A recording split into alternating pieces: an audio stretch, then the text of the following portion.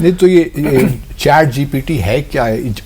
G P T stands for what? I think اس کو تو ذرا کیونکہ ڈاکٹر صاحب اے آئی ایکسپرٹ ہیں وہ زیادہ بلڈ کر سکتے ہیں، لیکن آپ کے میں جو جواب دے رہا تھا وہ اسینشلی یہ ہے کہ آپ جو تھریٹس ہیں وہ یہ ہیں، ریئل ورلڈ تھریٹس یہ ہیں کہ آپ کی جب اکنامیکل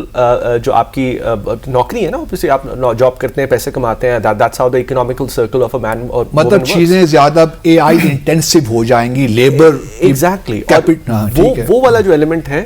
وہ تھریٹ ہے، نہ کہ یہ کہ وہ ٹیک اوور کرنے and so on so fourth. مجھے لگتا ہے کہ یہ والا جو ایلیمنٹ ہے اس کو ابھی ہمیں بہت دیکھنے کی ضرورت ہے. اوبویسلی پھر اس میں بہت ساری امپلیکیشنز اور آتی ہیں جس میں ہیومن رائٹس بھی شامل ہیں and so on so fourth, اس کے آگے بات کرتے ہیں، بٹ ایسینشلی یہ والا ایلیمنٹ امپورٹنٹ ہے مجھے لگتا ہے. تو یہ جو یہ ایک کہا جاتا ہے فرنٹیئر اے آئی ماڈل، یہ ان چیزوں سے کیا مراد ہے؟ میں ایک اور ٹرم بھی دیکھ رہا تھا، جنریٹو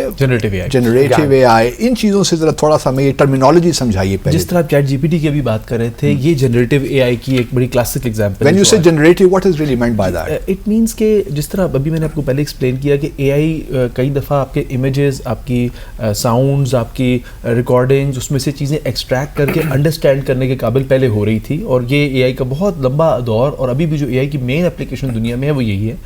لیکن جو دوسری اپلیکیشن ابھی ریسنٹلی آپ کے سامنے مین اسٹریم میں اب آئی ہے، ایکچولی ایگزسٹ تو پہلے بھی کر رہی تھی، دیٹ از کہ اے آئی اب چیزیں بنانا شروع بھی ہو گئی ہے. For example it can create some thing. For instance آپ نے اے آئی کو کہا کہ آپ ایک چیز پر مضمون لکھ کے دیں یا ایک آرٹیکل لکھ کے دیں یا اپنی انسائٹس بتائیں، تو اے آئی جس طرح ایک انسان ڈاکیومنٹ لکھتا ہے اسی طرح سے ایک ڈاکیومنٹ پروڈیوس کر کے آپ کو دے سکتی ہے. یہ بھی کانسیپٹ نیا نہیں ہے. Actually for the first time جب یہ کانسیپٹ ساؤنڈ کیا گیا تھا، یہ ٹیورنگ ٹیسٹ کا ایک کانسیپٹ ہے 1945 میں، جو ایلن ٹیورنگ برٹش سائنٹسٹ تھے انہوں نے انٹروڈیوس کروایا تھا. یہ اے آئی کے لیے کائنڈ آف ایک ٹیسٹ کی فارم میں انہوں نے کہا تھا کہ ہم کسی سسٹم کو آرٹیفیشلی انٹیلیجنٹ تب مانیں گے یا اس کو اے آئی تب کہا جائے گا، یا ایک اچھی اے آئی ڈیولپمنٹ تب گردانا جائے گا جب وہ ایک اتنی ایکوریٹ فارم میں، فار ایگزامپل اگر آپ اس سے بات کر رہے ہیں، چیٹ کر رہے ہیں اور وہ آپ کو جواب دے رہی ہے، تو اس میں وہ اتنی ایکوریٹ فارم میں آپ سے بات کرے کہ آپ یہ بتا نہ سکیں کہ دوسری سائڈ پر کوئی انسان ہے یا کوئی مشین ہے. اس میں کیا ریکوائرمنٹ ہے کہ جو آپ باتیں کریں اس میں وہ باتیں یاد بھی رکھے، اس سے وہ کوئی کنکلوژنس بھی ڈرا کرے اور انٹیلیجنٹ کوسچنز آپ سے پوچھے اور ایک کمپلیٹ ڈسکشن آپ کے ساتھ کر سکے.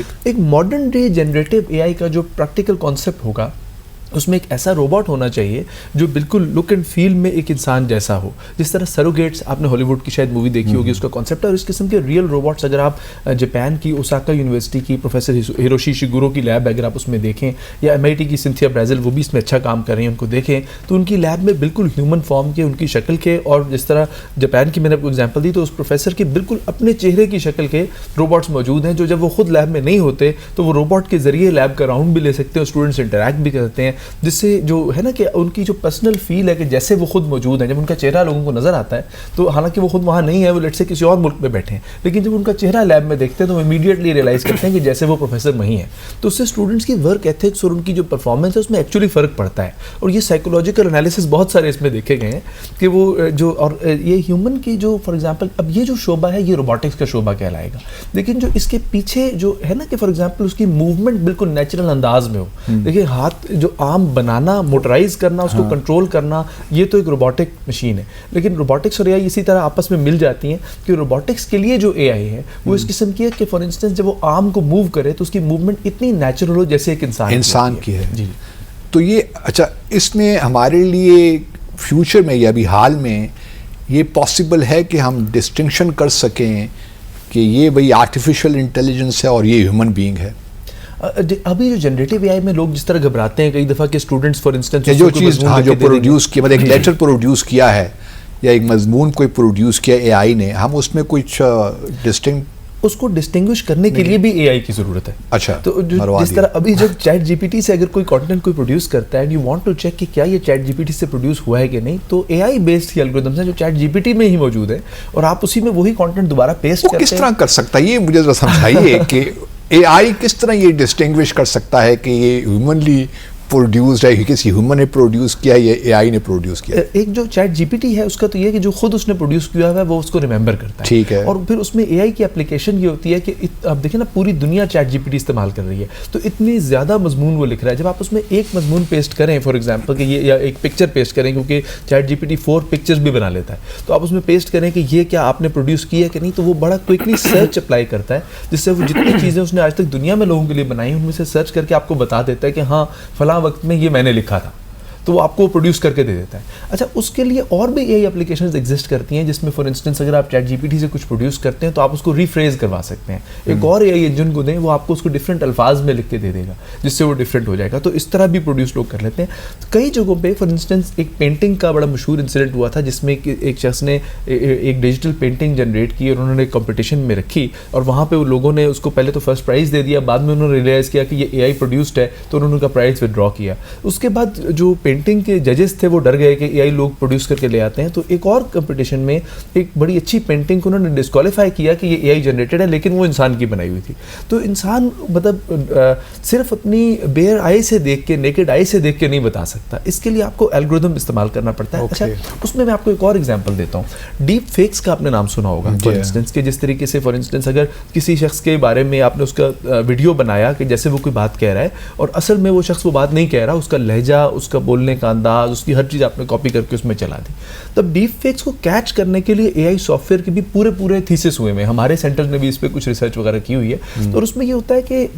جب اے آئی الگوریتھم اس کو پروڈیوس کر کے نکالتا ہے تو بہت مائنر قسم کے گلیچز ہوتے ہیں جو کہ ہیومن موومنٹ سے تھوڑے ڈفرینٹ ہوتے ہیں. تو ہم اس کے بالکل مائکرو جو ایموشنز ہیں, فار انسٹنس اگر کسی کا اسمائل کر رہا ہے یا کوئی لفظ بول رہا ہے تو کیا اس کے ہونٹ کی موومنٹ ایگزیکٹلی ویسی ہے جیسی الفاظ کے ساتھ نہیں. تو جو مائکرو گلیچز ہوتے ہیں جو آپ سمجھیں کہ ایک کمپیوٹر جنریشن کے دوران اتنے چھوٹے ہوتے ہیں کہ انسان کی نظر سے ڈیٹیکٹ نہیں ہوتے, تو ان کو کمپیوٹر پہچان لیتا ہے, کیونکہ کمپیوٹر کی جو ایج ہے وہ یہ ہے کہ وہ ڈیٹا کو بڑی ڈیٹیل میں اٹھاتا ہے اور اس کو بڑا کمپلیکس انالیسس بڑا جلدی پرفارم کر لیتا ہے, وہ نیومیریکلی ایکوریٹ ہوتا ہے. چھوٹی سی مثال ہے کہ جس طرح ایز اے ہیومن ابھی میرے سامنے یہ کپ موجود ہے, لیکن اگر آپ مجھ سے پوچھیں کہ میرے سے ایگزیکٹلی کتنے سینٹی میٹر دور ہے تو میں آپ کو کیلکولیٹ کر کے بیئر آئی سے نہیں بتا سکتا. لیکن ایک کمپیوٹر کی ساری ٹیکنالوجی ہے ہی اسی کے اوپر کہ وہ اسٹیریوسکوپک ویژن سے آپ کو ایگزیکٹلی ایون سینٹی میٹرز کے پوائنٹس میں بھی, ڈیسیملز میں بھی بتا دے گا کہ یہ اس سے کتنے فاصلے پہ ہے. تو computers are and engineering is by precision,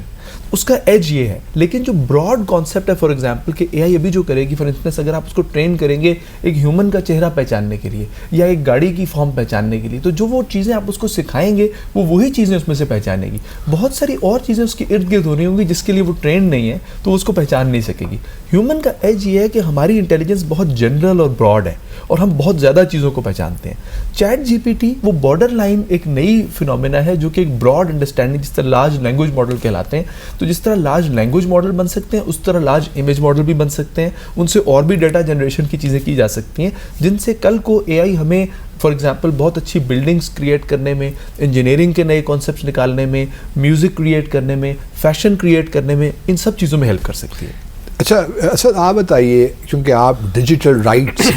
آپ نے کہا کہ آپ ایکسپرٹ ہیں, تھوڑا سا یہ مجھے ایکسپلین کیجیے what is really meant by digital rights. So digital rights essentially is that broad term جس کو ہم کہتے ہیں کہ جو آپ کے حقوق ہیں, انسانی حقوق ہیں, وہ ڈیجیٹل ورلڈ میں کیسے دکھتے ہیں. اوکے, مثلاً اگر آپ پہ